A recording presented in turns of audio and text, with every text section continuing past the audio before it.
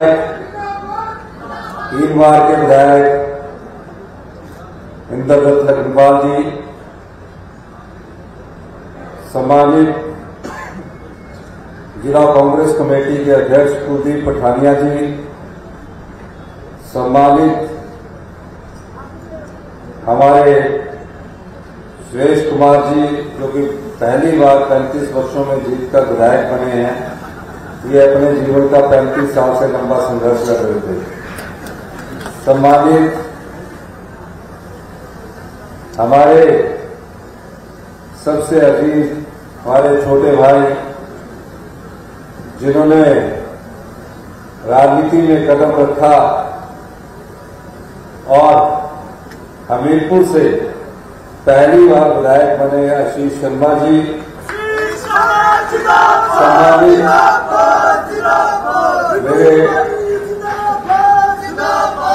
मेरे राजनीतिक सलाहकार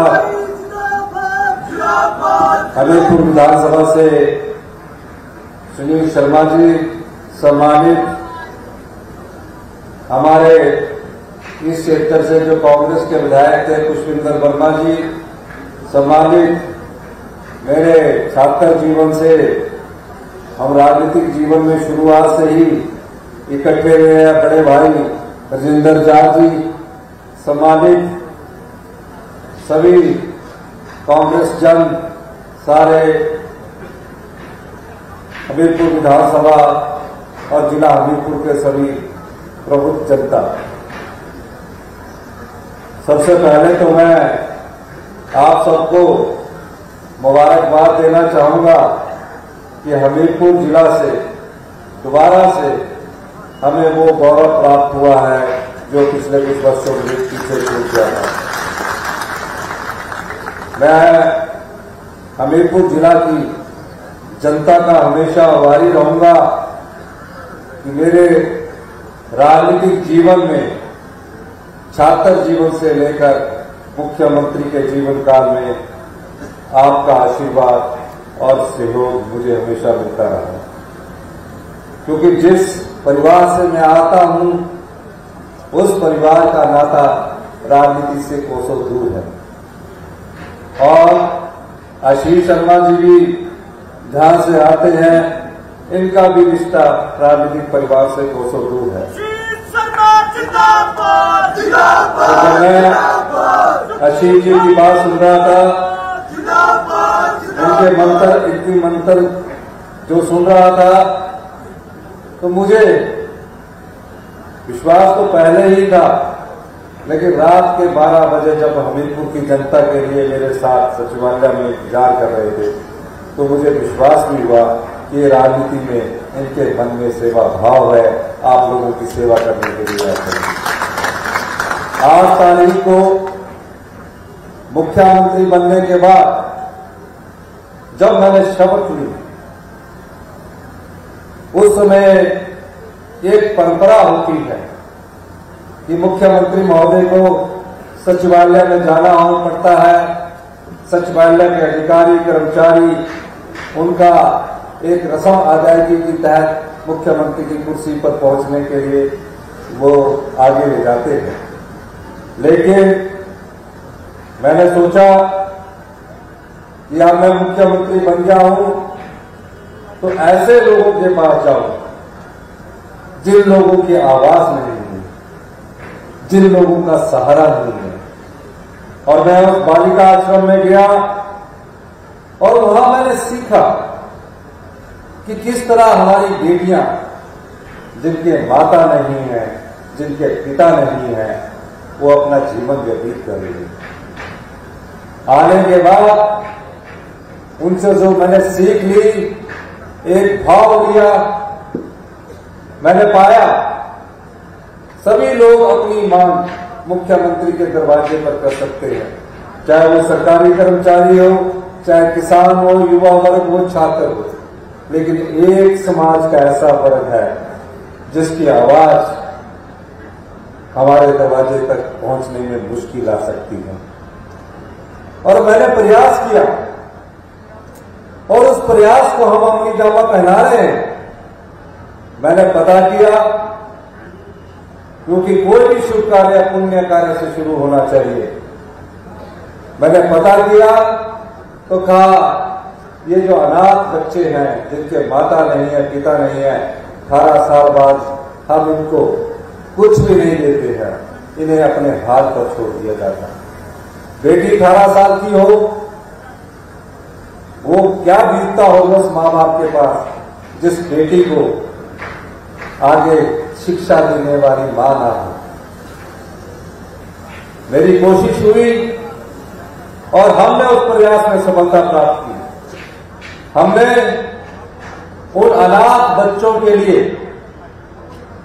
27 साल उनकी उम्र कर दी और कहा 27 साल तक सरकार ही माता है, सरकार ही पिता है। ये मेरा पहला कार्य था।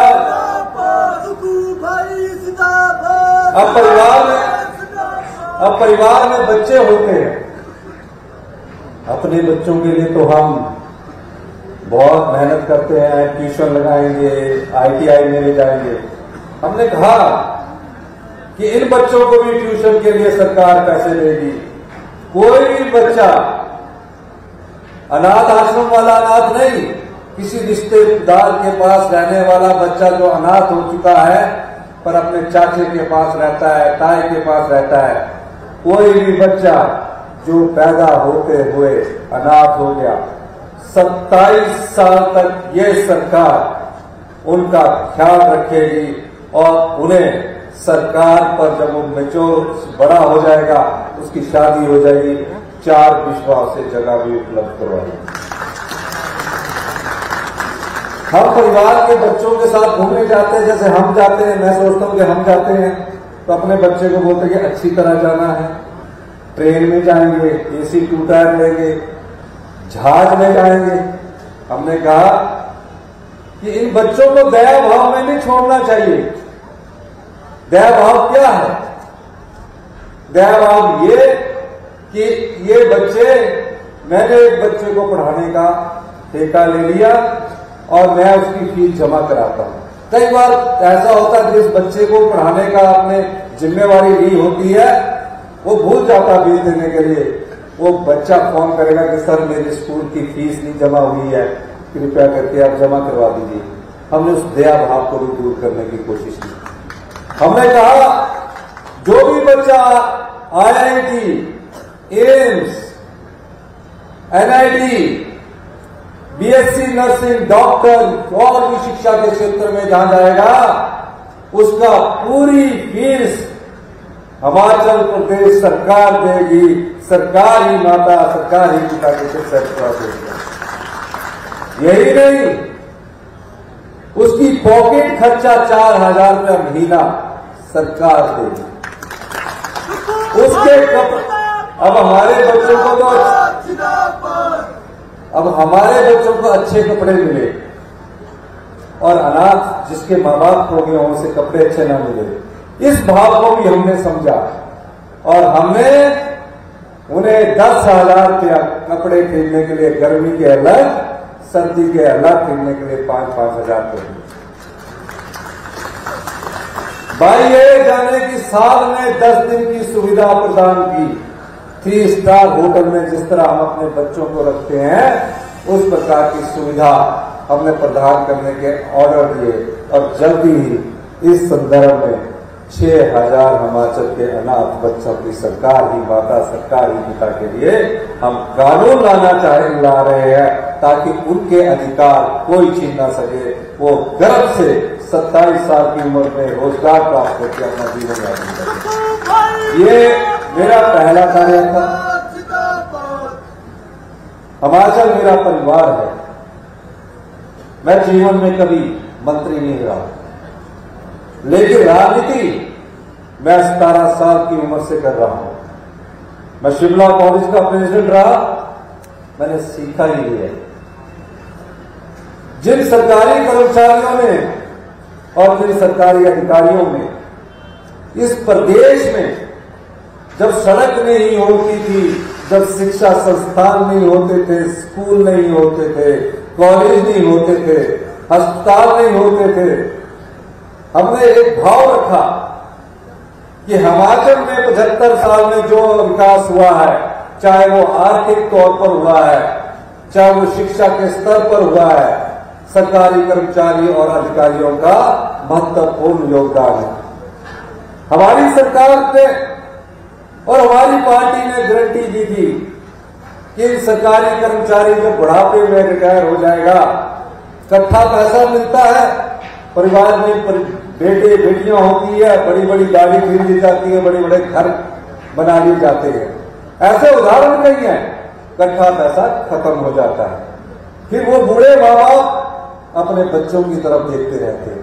और आजकल समय परिवर्तित हो चुका है, बच्चे भी ज्यादा इस तरफ ध्यान नहीं देते।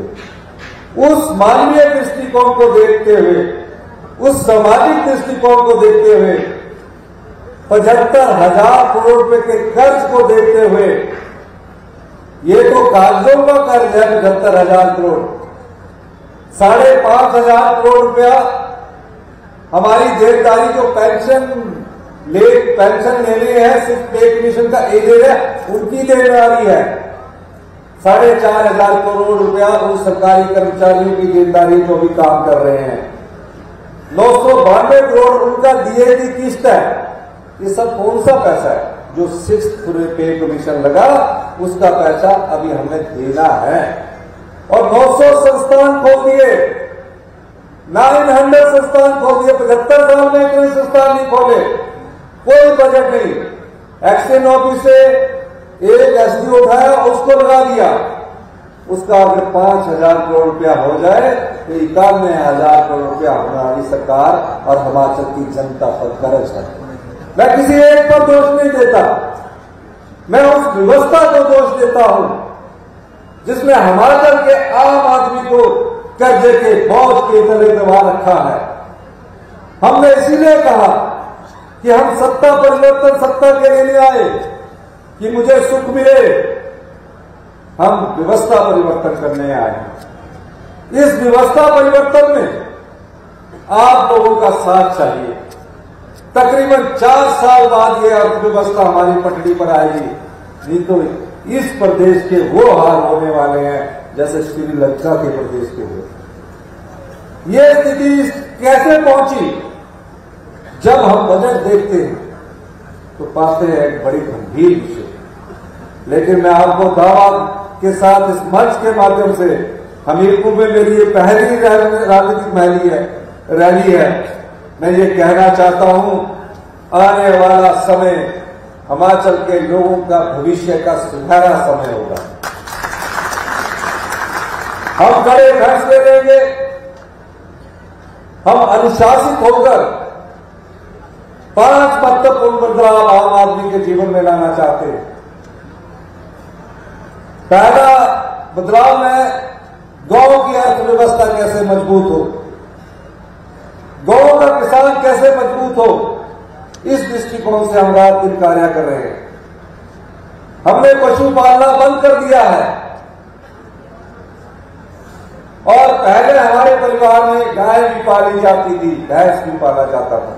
मैं देखता था गांव के बच्चे सर पर गोबर उठाकर खेतों में डालते थे, हम लोग भी डालते थे। लेकिन जब दूध बिकता था उनका तो बहुत कम दूध बिकता था, जिसमें फैट का अंदाजा लगाकर और भी कम हो जाता था।